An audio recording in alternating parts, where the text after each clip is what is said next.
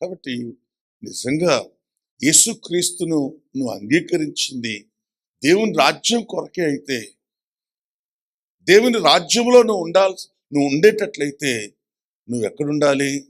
ఈ భూమి మీద నీ సేవకుడు, నీ సంఘం ఎక్కడుంటే అక్కడ నువ్వు ఉండాలి. నీ సేవకుడిని, అతన్ని వెంబడించేటువంటి నమ్మకస్తులైన విశ్వాసుల్ని పరిశుద్ధాత్మ దేవుడు నడిపిస్తా ఉన్నప్పుడు, వాడుకుంటున్నప్పుడు, ఆయన మహిమ పొందుతున్నప్పుడు, వాళ్ళ ద్వారా దేవుడు తన రాజ్యాన్ని కట్టుతున్నప్పుడు నువ్వెక్కడున్నావు? సంపాదన కాడున్నావా? తెగబడి తినటానికి ఉన్నావా? సిద్ధపరచుకోవటానికి ఉన్నావా?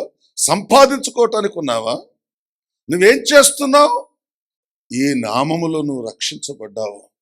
నేను క్రైస్తవుడని చెప్పుకుంటున్నావు కదా, నేను కూడా బాప్తిజం పొందానని చెప్పుకుంటున్నావు కదా, నాకు కూడా ఒక బైబిల్ ఉందని చెప్పుకుంటున్నావు కదా, నాకు కూడా ఒక సంఘం ఉందని చెప్పుకుంటున్నావు కదా.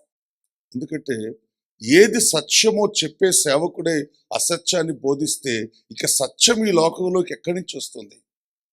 మనం ఎవరికో భయపడి, దేనికో భయపడి, దేని గురించో ఆలోచన చేసి దేవుని వాక్యాన్ని కనుమరుగు చేసి దాన్ని మరో రకంగా బోధిస్తే, ప్రియులారా, బైబిల్ ఏం చెప్తుందో తెలుసా? ఆ సేవకుడికి సూర్యోదయం కలగదన్నాడు ఆయన.